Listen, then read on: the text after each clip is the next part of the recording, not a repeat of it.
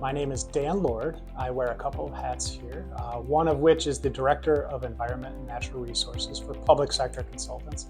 The other one is the Trust Manager of the Great Lakes Fisheries Trust. Well, only being on the job for about a month, I'm definitely in sponge mode, so learning about what the responsibilities entail. But I'm seeing it as really maintaining consistency of a program that has a rich history, has a lot of refined process for engagement for the stewardship and management of the trust.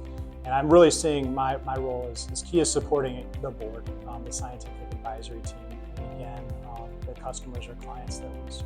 But I think over time, having some observations, leaning into my previous experiences, and always, honoring tradition, but asking questions that may come about with, changes over time, but always grounding that back into why is this program here and who does it serve.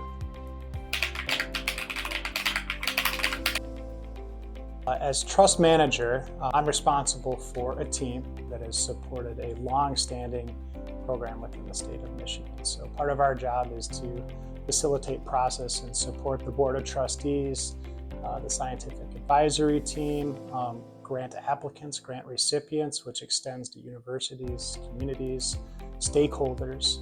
So it's a very exciting place to be within really critical work within the state of Michigan.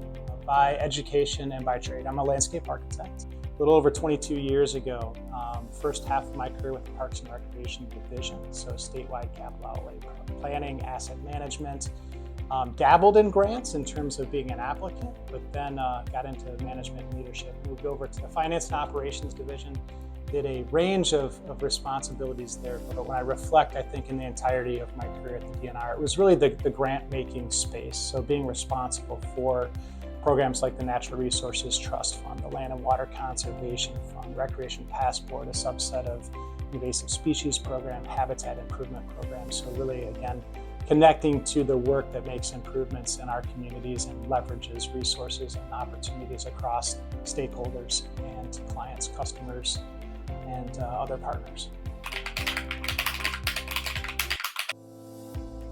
So far, I would say passion is the word that comes to mind. That's something that I've experienced in individual conversations with members of the board.